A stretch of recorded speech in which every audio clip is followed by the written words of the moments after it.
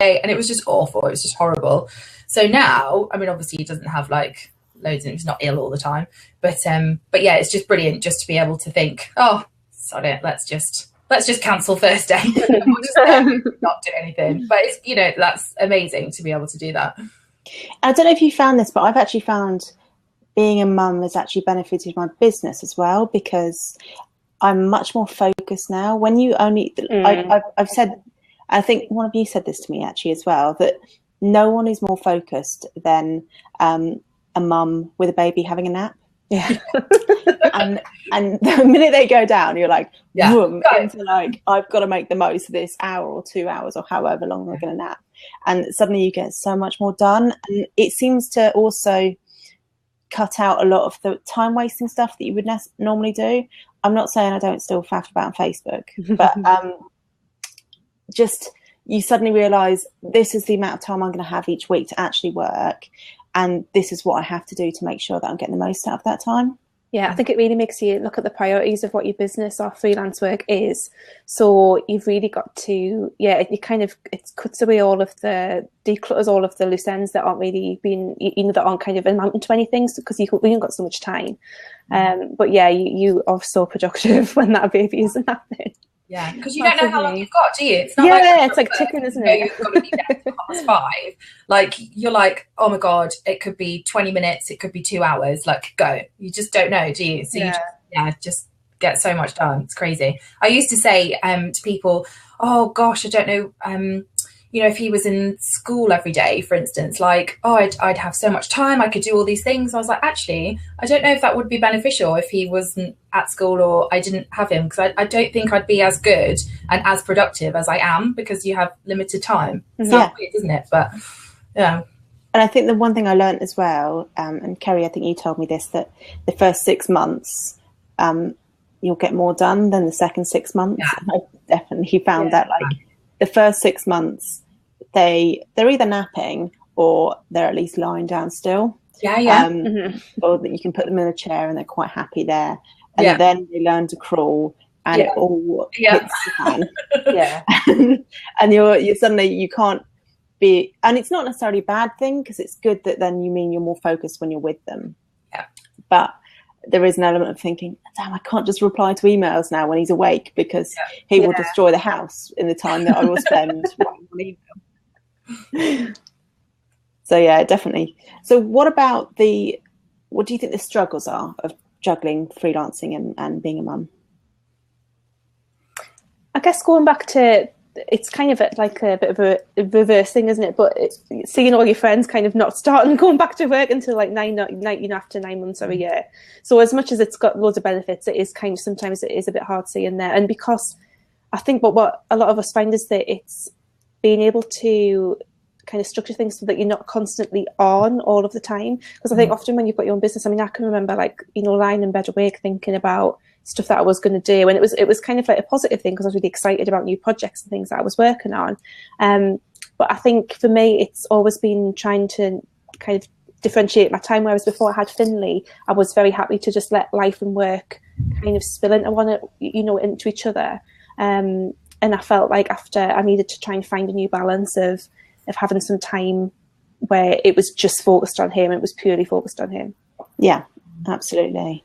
I think when you have to give up time with them, you want it to be worth it. Yeah.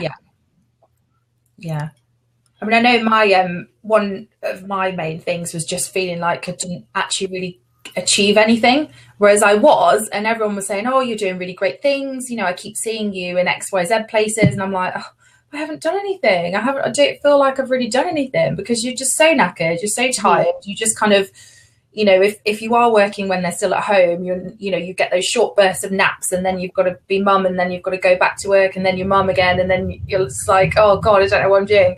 And if you've got, projects on the side, like you're trying to, I don't know, launch new services or write an e-course, all those kind of things that are going on in the background that maybe don't get done in the background because you're just focusing on your client work or your day-to-day stuff. Yeah, I often used to find like I just kind of felt so stressed out because I was like, I'm not achieving anything, I'm not going anywhere, I'm just kind of getting through the day.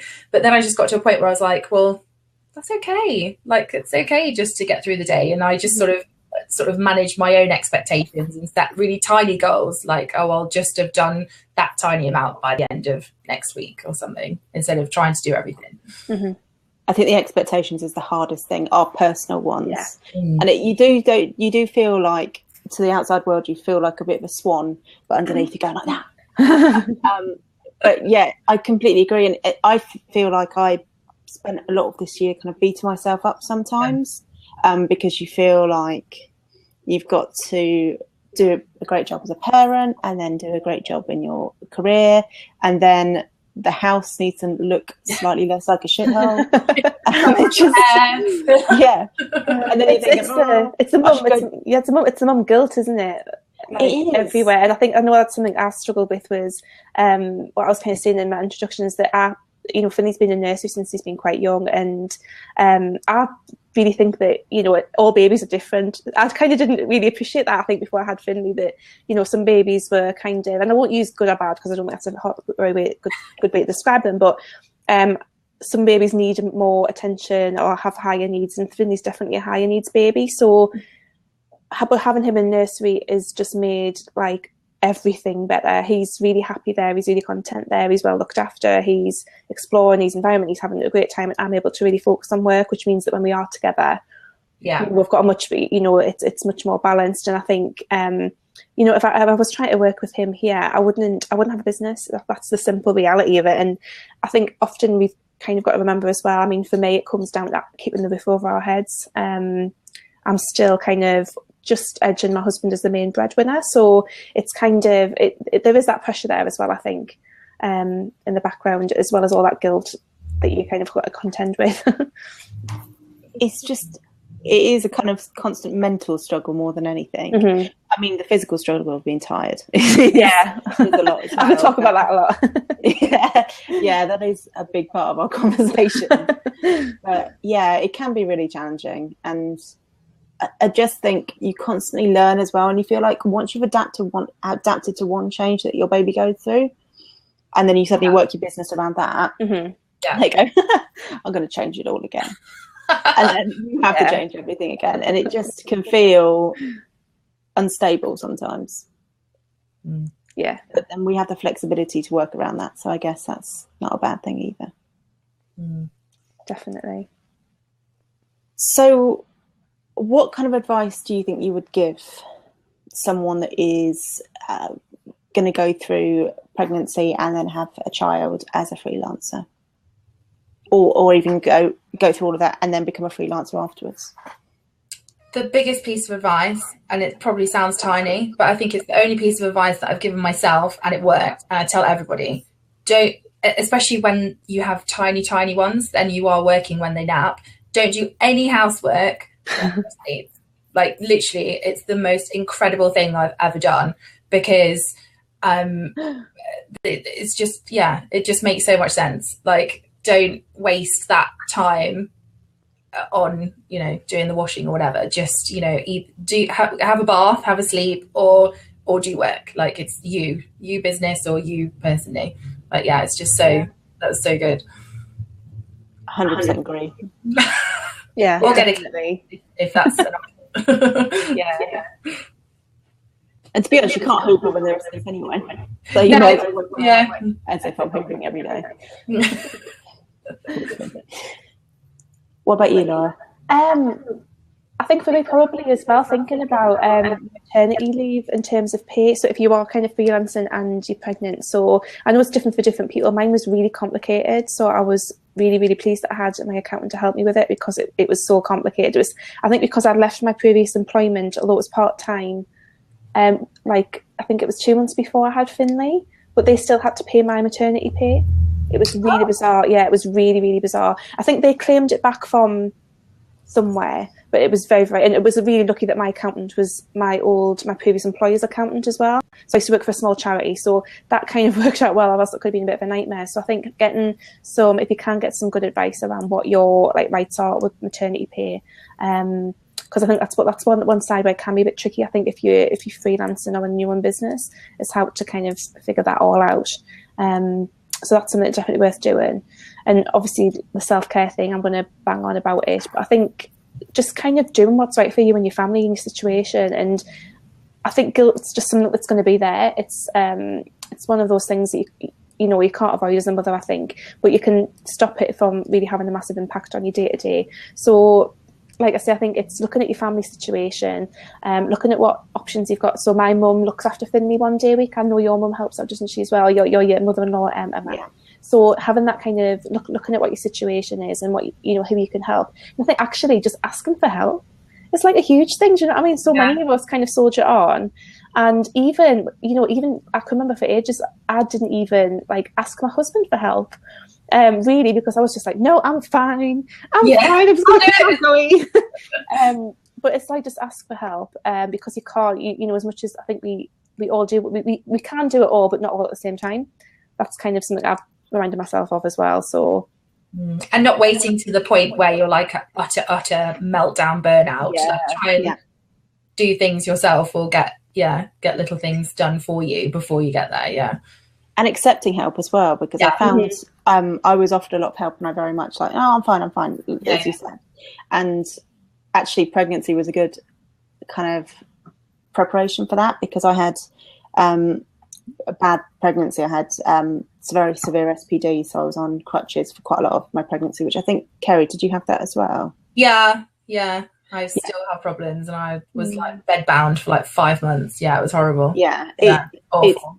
I think you kind of have, before I got pregnant, I had this wonderful idea that I'd work through pregnancy, and maybe the last 4 weeks I'd take some time off. And the reality was I had gestational diabetes, I had SPD, I had bad nausea, and then I had prenatal depression, which is probably not a surprise given all of that. And the last trimester, I just didn't work. And it's quite frustrating because you beat yourself up about it, but you can't work really in that kind of condition. Yeah. But it makes you accept help from a lot of family, and hopefully you have, and it does help to have a good family structure. So I do have, my mother-in-law looks after Oscar 2 afternoons a week, and I do most of my work in that time. And I know I would have struggled a lot more if I didn't have that family structure and having family nearby. And I know not everybody has that, so it is tricky. But accepting help then meant that when Oscar came along, and it was all actually easier once Oscar came along than being pregnant, it was much easier to say yes to help that was offered. And people like feeling helpful. People love helping. Yeah. Especially when it's about babies. They love it, don't they? Like, I'm sure your mother-in-law absolutely adores having Oscar. Like, they just love it, don't they? Yeah. I think grandparents in general are just really keen to get involved. Like, please let me do something. I wouldn't really let my mum do. I mean, my mum lives like 3 hours away, so she couldn't really just pop round or anything. But I know just before, she like brought loads of frozen food. Like, she home cooked, chilies and lasagnas and all this kind of thing, and brought them in boxes to fill my freezer. And I was like, oh my God. That is really nice. Yeah. Thanks. And again, like you, Emma, I was always before like, no. And then I was like, actually, that's really good. Thanks. Yeah. And everybody feels better then. Everybody's helped, and it works much better. It's the whole it takes a village to raise a child, isn't it? The kind of remembering that thing. I don't think I understood that properly until having one. Really realise it. And I think it just helps take the pressure off you a little bit to realise that it's not just you, and you have to do it all on your own. The thing that's just crept up my mind, actually, that really got me with pregnancy was the fact that my little boy came early, and I did not plan for that at all. So that's another thing, is there's always that chance that you could have a preemie. I really thought I was going to go over, but when he was born 5 weeks earlier, I had projects that weren't finished. I was in the middle of writing a book, so I had to kind of like email the publisher, and I was like, I've just had my baby. I'm not going to be, that deadline now. So that's another thing to kind of remember. I think with generally with babies, it's kind of expect the unexpected a little bit. Perhaps is a good, motto to have.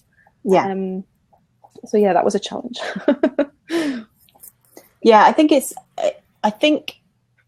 if I was to kind of go back and talk to myself, I would say lower your standards, because that sounds awful, but don't have high expectations. And then hopefully you will do much better than you expect. But if you go into it expecting because I initially said to myself that I would maybe start doing a bit of work from 6 weeks, and I actually found I could start doing a little bit of work from 3 weeks because I was very fortunate to have a sleeper. But I still think I was very hard on myself, and I very much expected to have all these kind of income streams and easy work coming in, and I had this wonderful, beautiful idea of how my business would be. And actually, I think I would have been better just having a basic idea, and also about income, having a bit more of a clearer idea of how much I actually needed to earn rather than how much I would dream of earning, basically. Because I think it's quite hard when you see other mums who are self-employed doing madly exciting, productive things. You do start to beat yourself up. Yeah. And I think, like you were saying, Kerry, about like to other people, it looks like you're producing loads of stuff online. And actually quite a lot of the things online don't actually take that long. Yeah. To an outsider, it looks like it's really cool. Yeah, it looks like it's such a huge amount. And I think I was overwhelmed by that. I saw lots of people doing that. I didn't think, how long has that taken them? I'm just thinking, oh my God, I'm not doing enough. You can do a lot on social media on your phone while you're breastfeeding. Yes, you can. One hand, like. I know you're supposed to sit there and just lovingly look at them, but feeding them can be really boring sometimes, especially at 3 a.m. But yeah, when you're doing it all day, yeah. Yeah, exactly. So yeah, it can be difficult. And did you have any good advice given to you? The best advice I actually got when I was pregnant was by one of my uncles, and he just said, whatever anybody tells you, don't listen to it. Yeah. Just do whatever you want. And I was like, what's he talking about? That's rubbish. I need to read all of the books and I need to listen to what the health visitor tells me. Like, that's rubbish. And then as soon as Joseph arrived and everyone's like, hey, you need to do this. Oh, you should be doing this. Oh, you should breastfeed. You should do this and you shouldn't do that. Just like, what? Why is everybody telling me? I'm very stubborn and I do not like people telling me what to do. So I was no, that's not happening. And then I sort of remembered what my uncle had said to me, and I was like, that's what he meant. Yeah, it's like just millions of voices at you. And there's a weird filter now, isn't there? That as soon as you get pregnant, people don't they're not polite to you anymore. So they start telling you exactly what you should be doing with your life. Yeah. Why you're doing something wrong. So like to the extent of apparently having an outwards facing buggy is essentially child abuse. And various things. And there's like all these different camps. And some of the camps are incredibly aggressive about your choices. Yeah. And I've just never known. And you just have to get to the point where you just don't give a shit. Yeah. Basically. Whatever. You can't get, otherwise you can get really sucked into like mum's net and things like that and get really upset because someone else has got a different bottle from you. Bought the wrong bullshit. Oh my God. What about you, Laura? What kind of advice have you had that was really helpful? Nothing seems to stick in my head that I remember a bit of any advice in particular. I think it was I think people just kind of said, like, I know something that I would say to people now is that there's nothing anyone could have said to me then that would have possibly prepared me for what an utter life change it is to have a child. There's nothing that anyone could have said. And I think probably my experience blasted away any advice anyone actually gave us because it was just so wonderful but utterly challenging. And it is I think parenting and motherhood it's two extremes, isn't it? It's just so amazing, and you can't even fathom how much love you've got for this child, but at the same time it's the hardest thing you'll ever do. And I think any advice that people gave is just like out of the window, because it was just like, it was, to be honest, for me it was survival. It really was just like the first few weeks. It was just to kind of survive it, really, which I think is the same for everyone, despite the fact that we had some medical stuff going on. But it was just it was just like, just need to get through this until we get the light at the end of the tunnel. But everyone does, and I think it's just kind of, I guess it's just about reviewing things each day and seeing what's working and what's not working, and not being afraid to do what's right for you. And again, just like what you've said, at the end of the day, it doesn't matter what someone on the internet thinks about your choice about whether or not you breastfeed or bottle feed, or whether or not you have an outward space and pushchair or forward space and pushchair or whatever. like it's no one else's business but yours, and you've got to do what works for your family and for your child, because at the end of the day every mother's got the child's best interest at heart, you know. So yeah, it's all about kind of making that stuff work, I think. And not nuts in the process. It's just quite interesting the amount you learn about yourself and everything else, and it can be really great as well with your relationship with your partner as well, because you kind of have more respect sometimes for them as well, depending on how good the partner is. I was going to say, I don't know. Yeah, it does depend. But yeah, I'm trying to remember what the advice was that I was given.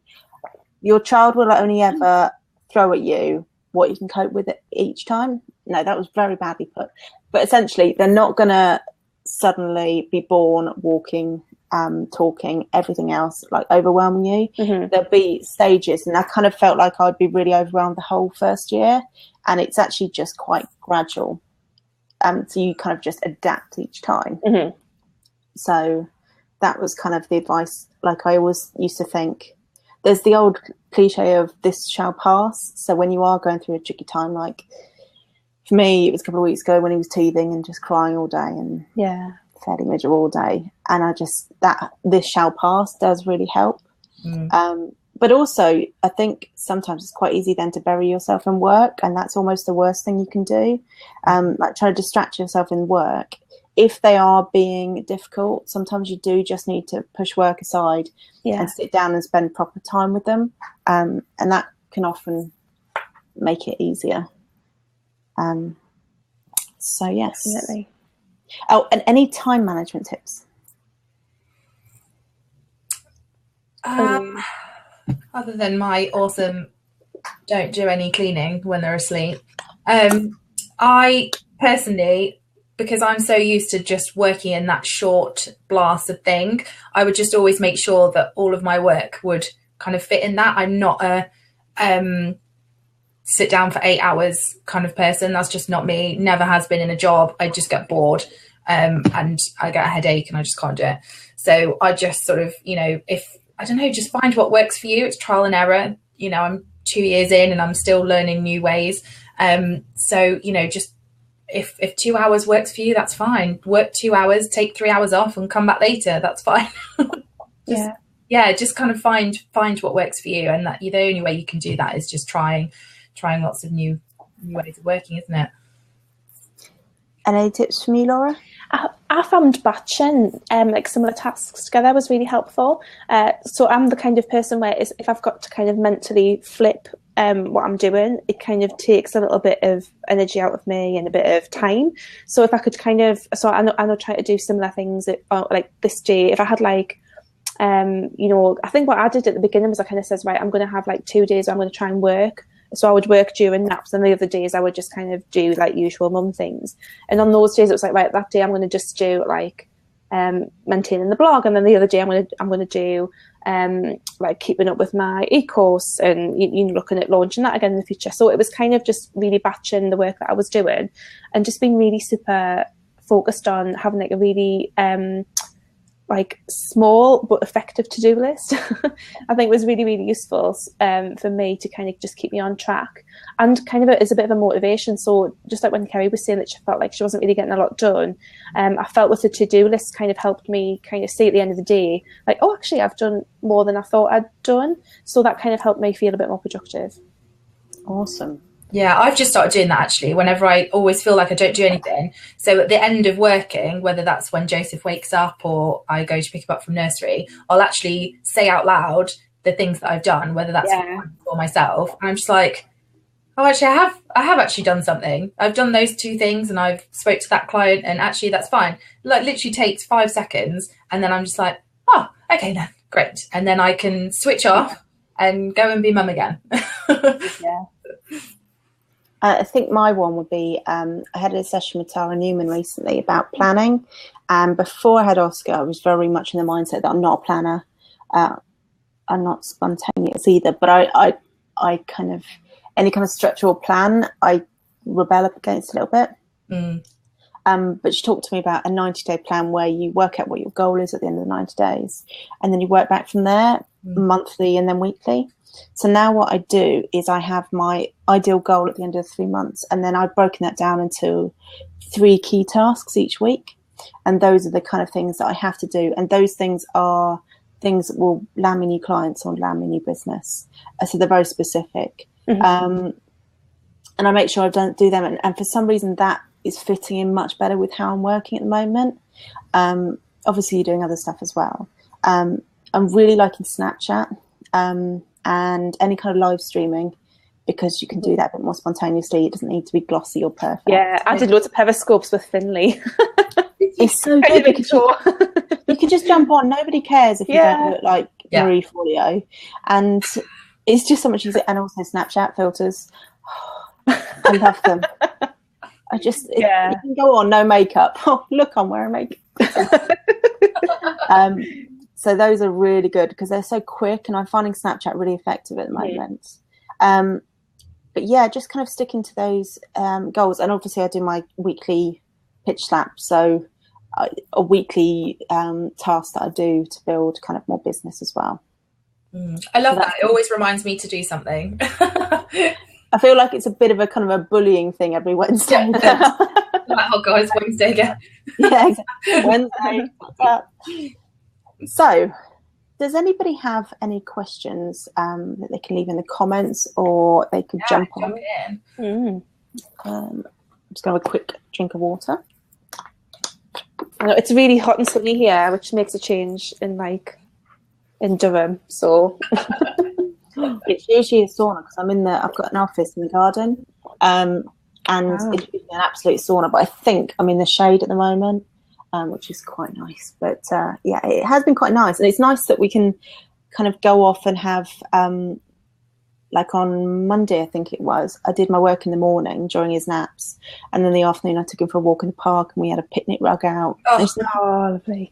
It's nice to be able to do that, I think. Yeah, I know, it's crazy, isn't it? Like, you can do something like that, and when you're in there in that moment, it's just magical, isn't it? And you're just like, oh, this is awesome.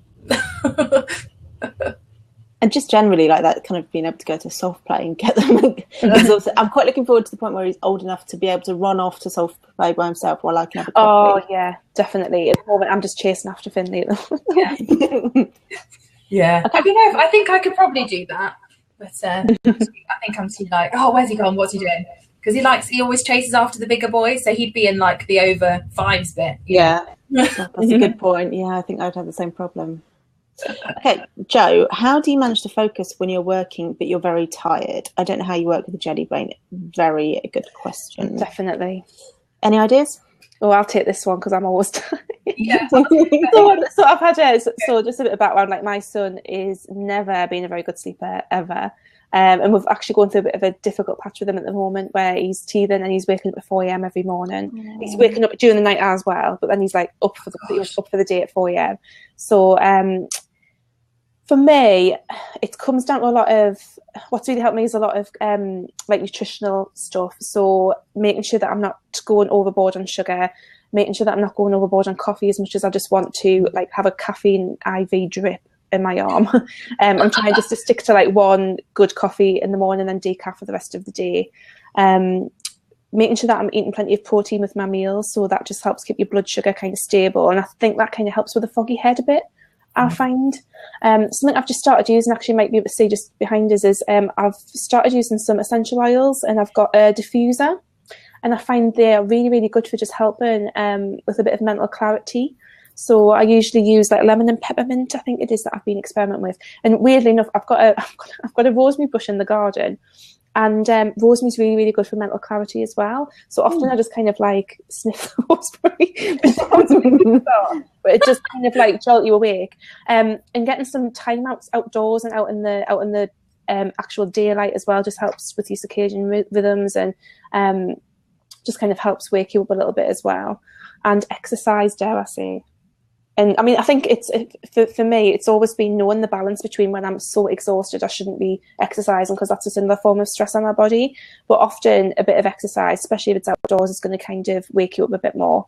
So that's how I tend to manage to kind of stay focused. And sometimes it's also about kind of having a nap first if you really need to, and just trying to catch up. Often depends whether or not you're the kind of person who can nap during the day and then be okay later. Often I find it really hard to get back into stuff with a nap.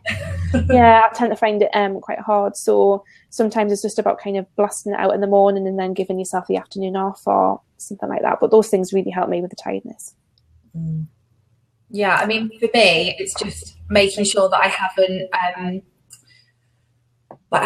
fully booked myself all week, and just making sure that there's plenty of free time. So even if I have got loads of client work, if I'm having a day where I'm really tired and it's like literally a write-off, then I do just write it off. And I'm just like, it's fine. You know, I've left space in my diary tomorrow. I can catch up tomorrow.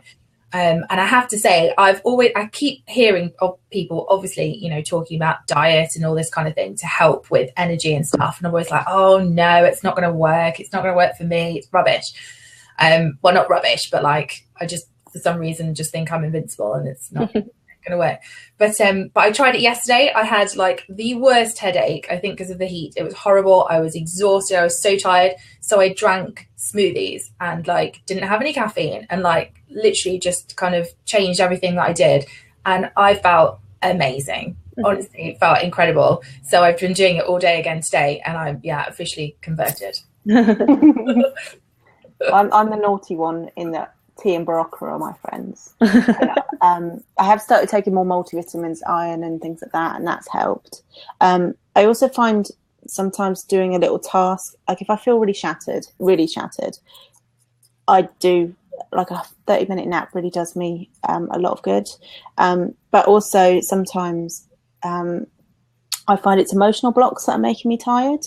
So worrying about things. So sometimes dealing with that helps, or having a little declutter, or just getting something done can often make me feel energized again. Achievement seems to work for me. Like even if it's just clearing the kitchen or emptying the dishwasher. Which I know you're not supposed to do during naps, but or things like I'm kind of gradually decluttering the whole house. So sometimes I do use one of his naps for that, and then I use the other one for work. But to be honest, I do probably have 3 or 4 naps during the week.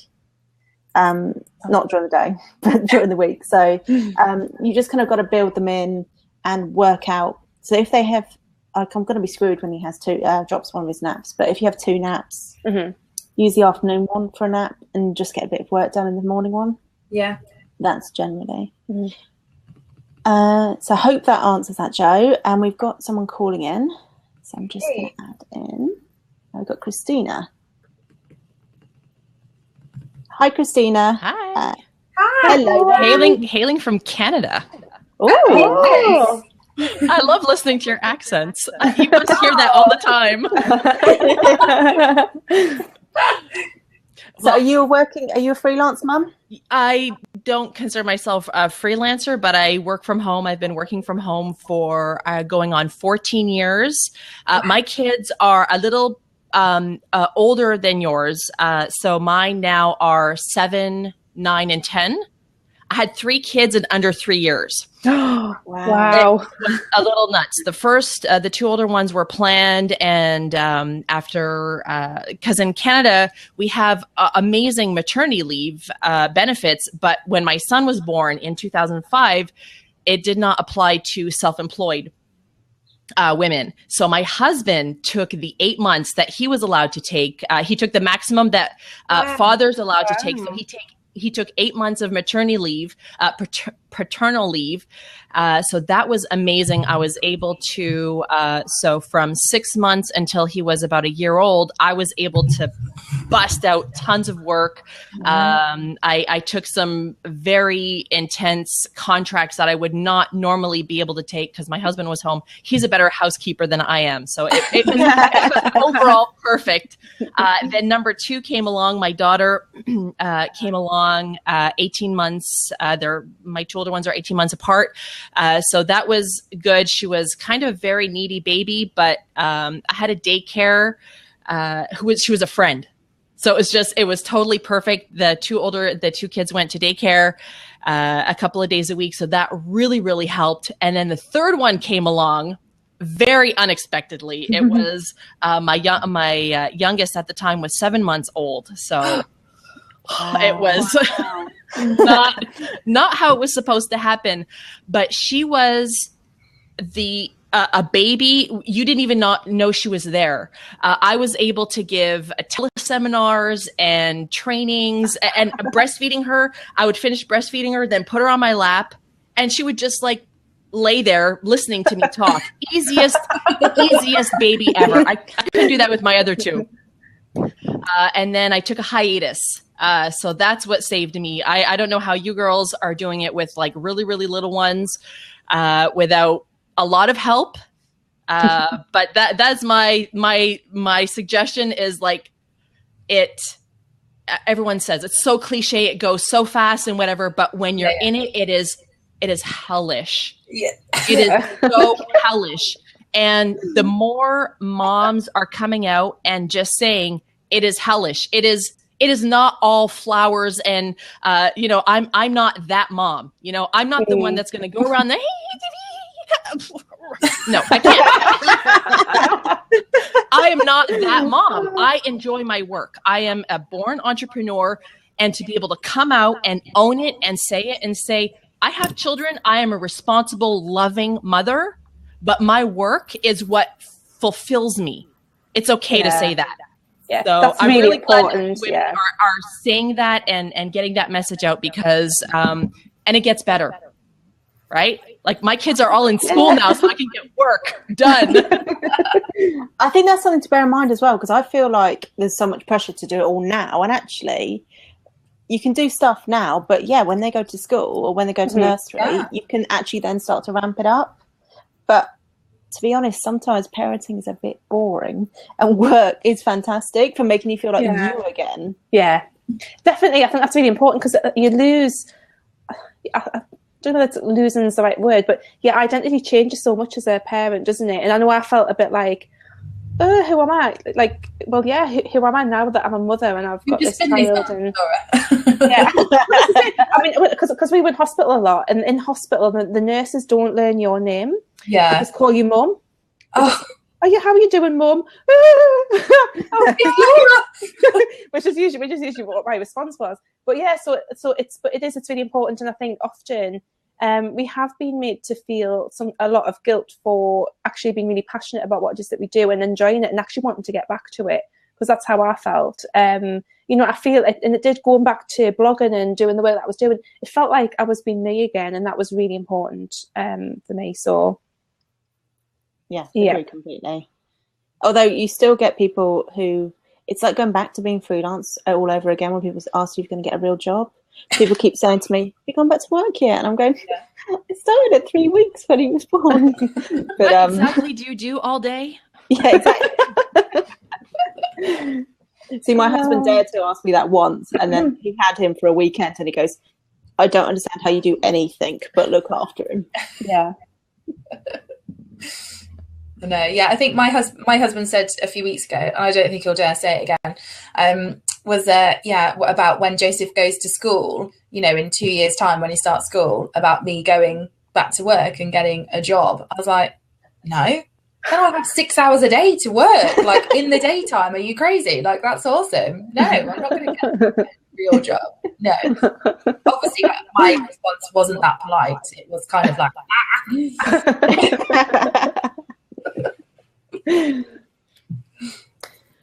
Cool.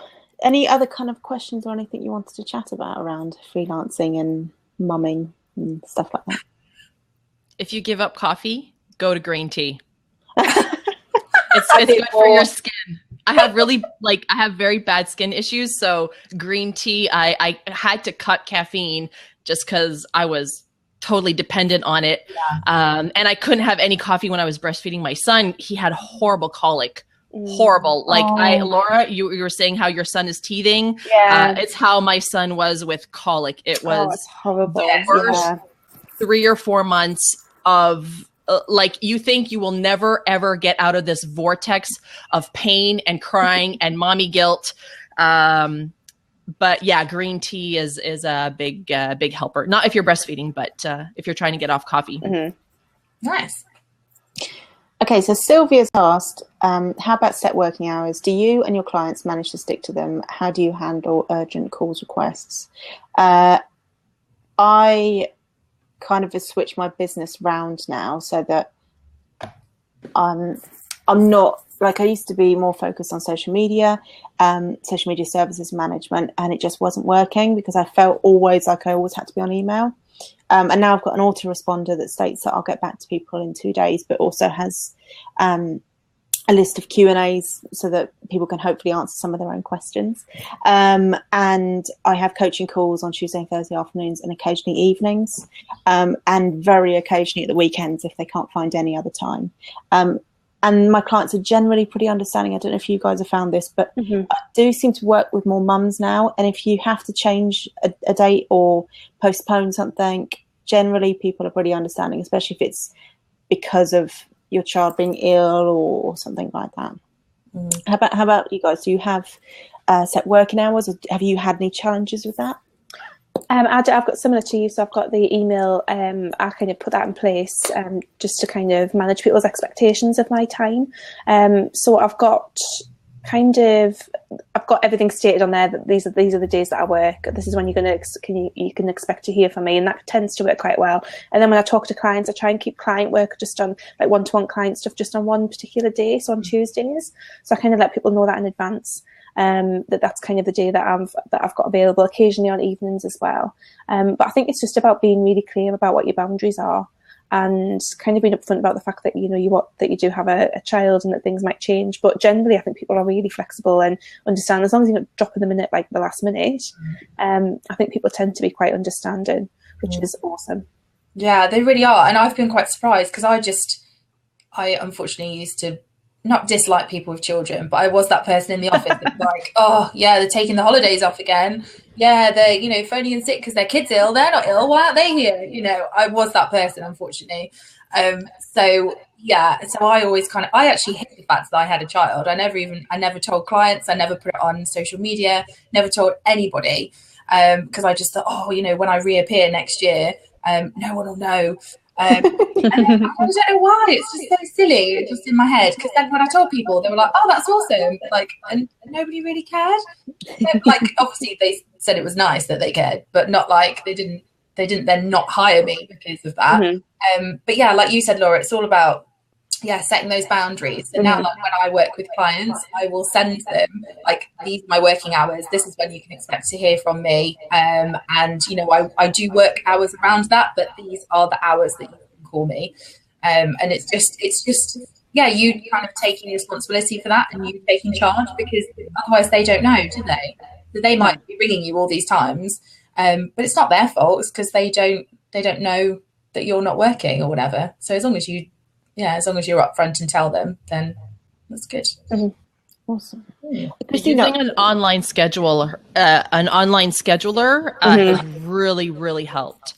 I used Visita for a while. So I have a client who uses Acuity.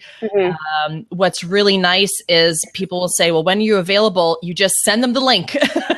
As long as your Google Calendar, keeping my Google Calendar updated all the time. So next week I'm on vacation. I close that entire week off. And I also, on my scheduler, remove Tuesdays and Fridays. So I know Monday, Wednesday, Thursday are the days I will have calls if anyone needs to schedule anything then. And another thing that I learned that was life-changing, and I don't know why I didn't think of it before, was to know when your most productive or most energetic times are. Unfortunately, mine starts from 2 and it goes until 8 in the evening. My kids get home at 3 from school. And then 4 o'clock, the witching hour. But knowing that when you're most productive and scheduling in your most important work at that time has helped. Yeah. And likewise, the other way around, the times when is a no-go, just don't schedule anything. And if you don't have kids, you might not know what the witching hour is. And it's a mystical time. And I think mine's around 4 till 6 as well. When your child becomes possessed by the demon and just becomes a nightmare for no reason other than they maybe are tired or hungry, but they don't want to nap and they don't want to eat anything. So they're just going to be awful. And this is why you probably should be allowed to drink when your child's awake, but we don't. So that's when you want to take them for a walk or something like that, or do something to keep them active. But yeah, never book anything work-wise between 4 and 6. No. What is it you do, Christina? I saw you at the launch. What was it? The launch Geek. Launch Geek. So, what is it that you do? I started as a virtual assistant, and more people were just asking me for like technical, like how do I get Aweber to work with lead pages, and how do I get my WordPress to do this thing, that thing, and I got more involved in product launches.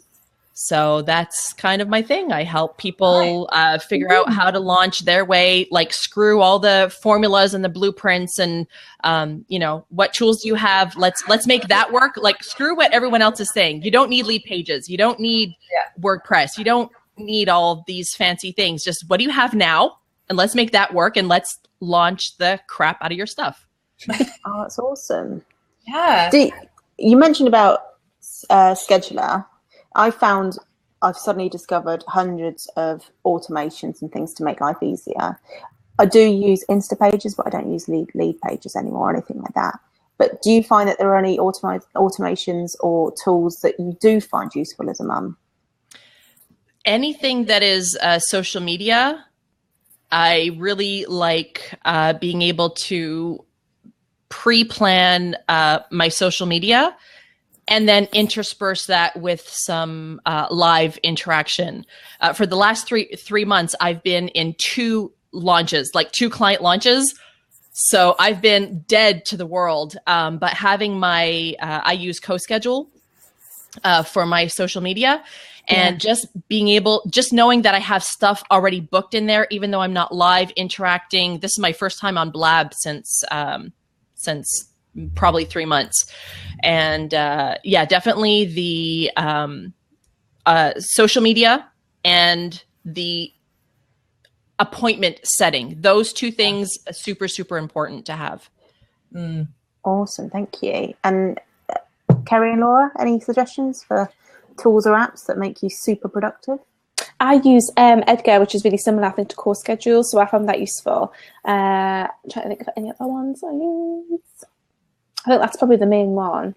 I just really hit up iTunes and the podcasts, and when Finney was little, because I found that was a really good way to, like, that was when I really got addicted to podcasts when Finney was quite young, because I would go out on walks and I would listen to podcasts and I would kind of feel like connected, like still connected to work, if that makes sense, and still really inspired. And I got loads of really good ideas about what I wanted to do just through listening to podcasts. Not necessarily a productivity hack, but just something that kind of helped me just kind of stay like involved, I think, and felt involved by through listening to those. Awesome. I love a good podcast. I think all of us are quite addicted. It sounds like there was a lot of nodded heads then, so it looks like we're all addicted to podcasts. Grocery shopping, I'll listen to podcasts because I hate grocery shopping, and I will be grinning ear to ear, and people will be like, whatever, get a podcast. See, you guys, because in the UK, home delivery food shopping is really common. Like all of our major supermarkets deliver. But I saw something online about how America's just got online delivery from what's the big supermarket over there, or the big grocery store? Walmart. Yeah, they're just starting to do it. Do you have that in Canada where you can get it delivered? Walmart hasn't started doing that. I used to, when I lived in the city, get my groceries delivered. Now I'm in the country, and it's not so much of a thing here.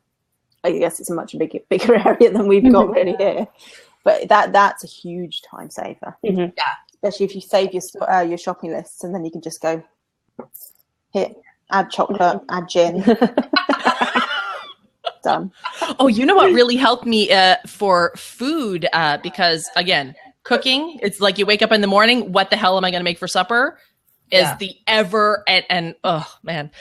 So I found a perfect hack for that is creating a 4-week menu where for 3 weeks you make your meals, and within that 3 weeks you plan to make double one evening, 7, so that your week 4 is all leftovers. Mm-hmm.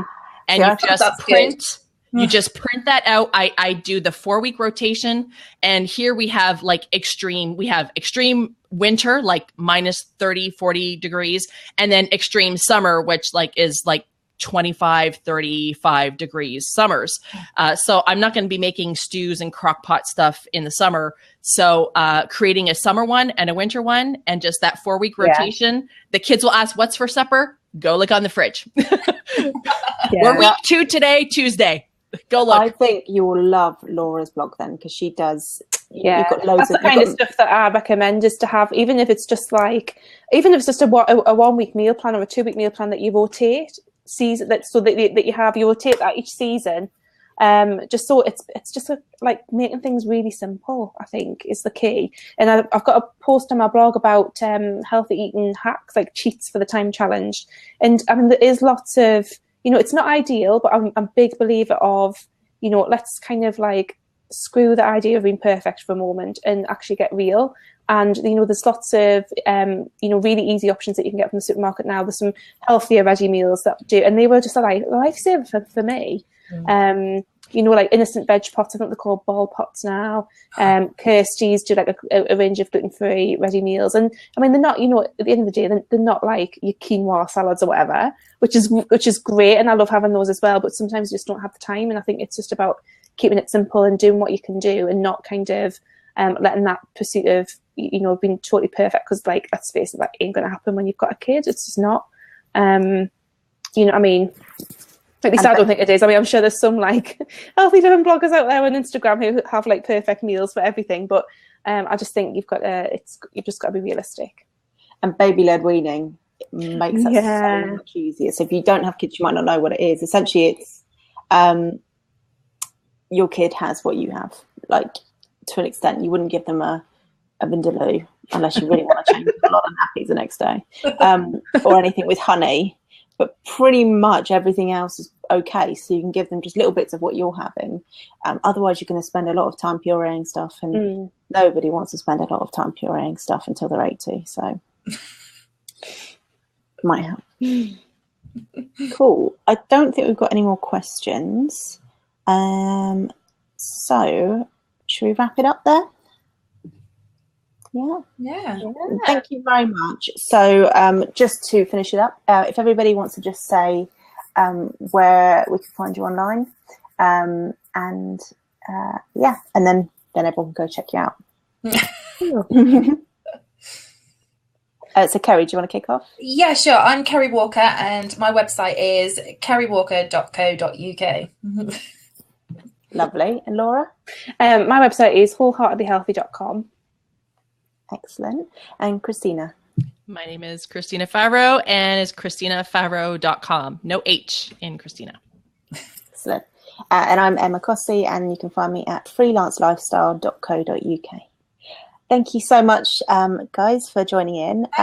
Hopefully that was really useful for everybody listening. And have a lovely afternoon. Thanks for having me. Thanks. Bye, everyone. Bye.